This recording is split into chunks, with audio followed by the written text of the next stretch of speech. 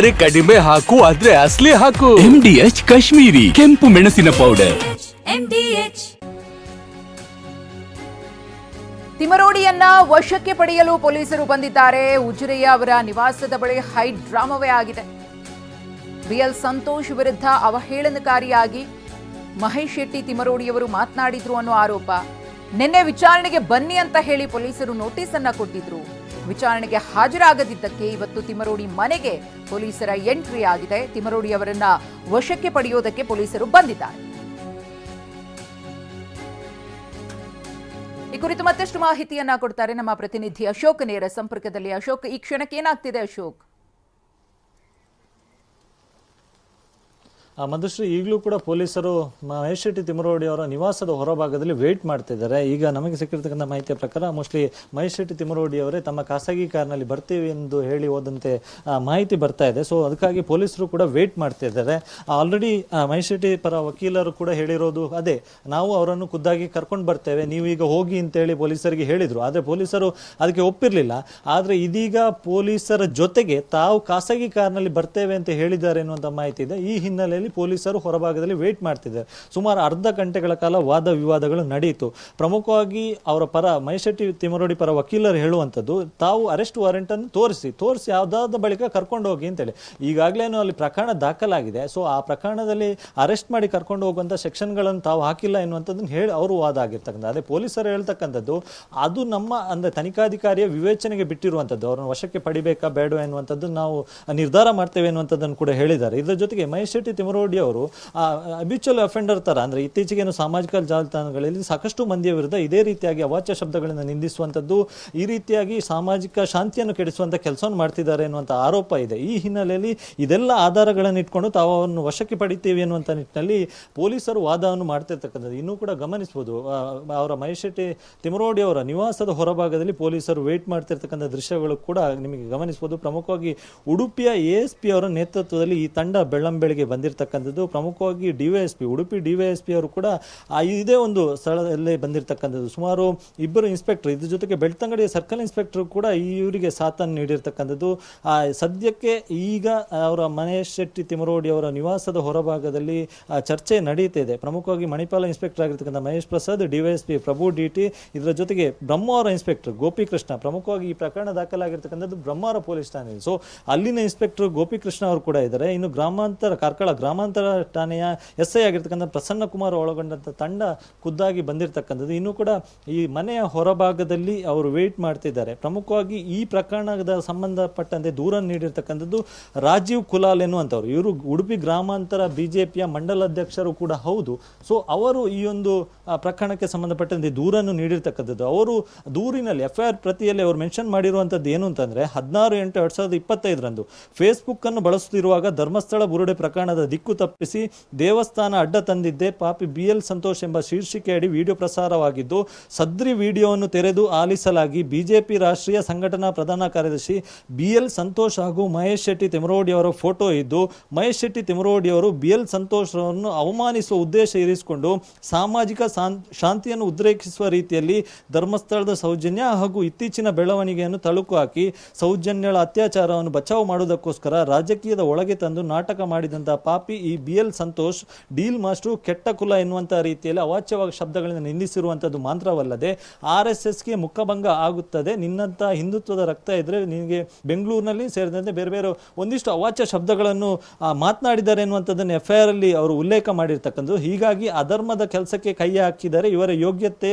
ಬೆಂಕಿ ಪಾಲಾಗಲಿದೆ. ಧರ್ಮಸ್ಥಳ ಹಿಂದೂ ಯಾರ ಪಾಲಾಗಿದ್ದರೆ ಇದನ್ನು ಯಾರು ಮಾಡಿದ್ದು, ಇವನೇ ಮಾಡಿದ್ದು ಎನ್ನುವಂಥ ನಿಟ್ಟಿನಲ್ಲಿ ಏಕವಚನವನ್ನು ಪ್ರಯೋಗಿಸಿ ಅವಾಚ್ಯವಾಗಿ ನಿಂದಿಸುವಂಥ ಕೆಲಸವನ್ನು ಕೂಡ ಮಾಡಿದ್ದಾರೆ ಎನ್ನುವಂಥದ್ದನ್ನು ಹೇಳಿದರು.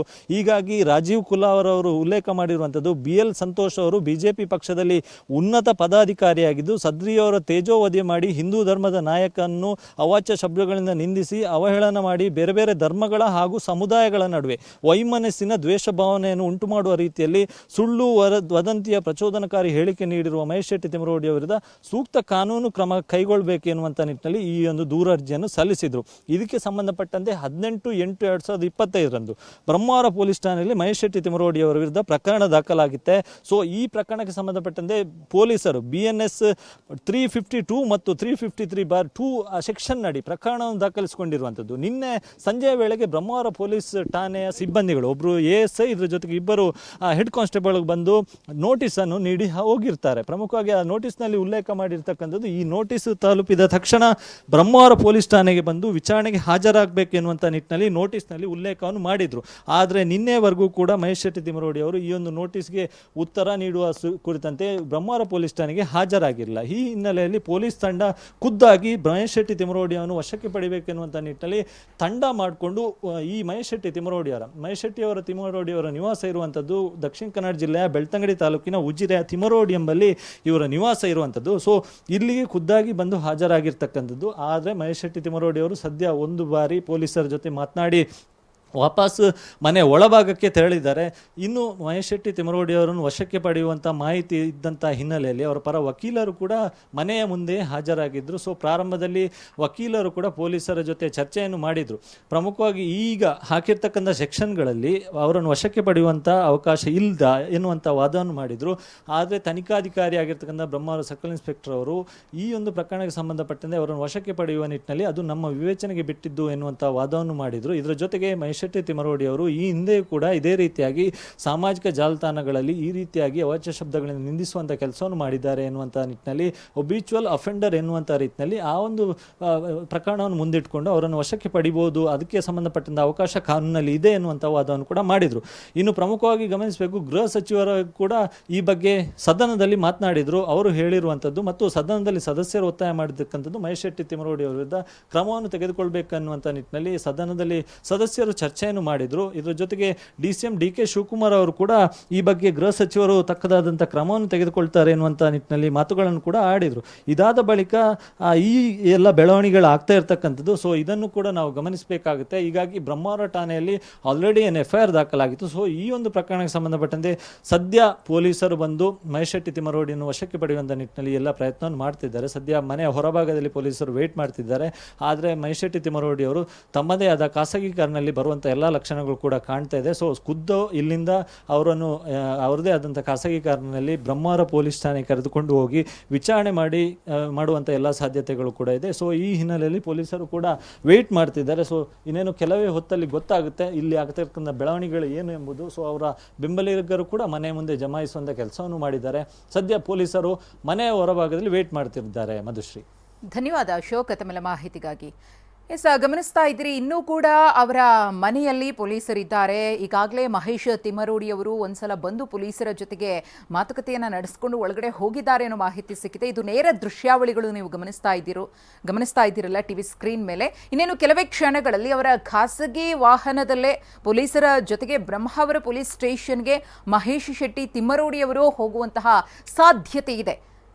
ಮಹೇಶ್ ಶೆಟ್ಟಿ ತಿಮರೋಡಿ ಪರ ವಕೀಲರು ಏನು ಮನವಿಯನ್ನು ಮಾಡಿಕೊಂಡಿದ್ರು, ಅವರ ಖಾಸಗಿ ಕಾರ್ನಲ್ಲೇ ಪೊಲೀಸ್ ಸ್ಟೇಷನ್ಗೆ ಬರ್ತೇನೆ ಅಂತ ಹೇಳಿ, ಅದರ ಜೊತೆಗೆ ಮಹೇಶ್ ಶೆಟ್ಟಿ ತಿಮರೋಡಿಯವರು ಕೂಡ ಮನೆಯಿಂದ ಹೊರಗೆ ಬಂದು ಪೊಲೀಸರ ಜೊತೆಗೆ ಸ್ವಲ್ಪ ಹೊತ್ತು ಮಾತುಕತೆಯನ್ನು ನಡೆಸಿ ಅವರ ಮನವಿಯನ್ನು ಪೊಲೀಸರಿಗೆ ತಿಳಿಸಿ ಒಳಗೆ ಹೋಗಿದ್ದಾರೆ ಅಂತ ಹೇಳಲಾಗ್ತಾ ಇದೆ. ಕಾದ್ ನೋಡಬೇಕಿದೆ. ಸದ್ಯಕ್ಕಂತೂ ಪೊಲೀಸರು ಅವರ ಮನೆ ಬಳಿಯೇ ಬಿಡ್ಬಿಟ್ಟಿದ್ದಾರೆ. MDHನ ಕಿಚನ್ ಅಲ್ಲಿದ್ರೆ ನಾವು ಎಲ್ಲವನ್ನು ಮಾಡಬಹುದು. ಬೆಂಗನ್ ಕ ಬರ್ತಾ, ಆಲೂ ಗೋಬಿ, ಬಿಂಡಿ ಮಸಾಲಾ, ಇನ್ನೂ ಬಹಳಷ್ಟು. MDH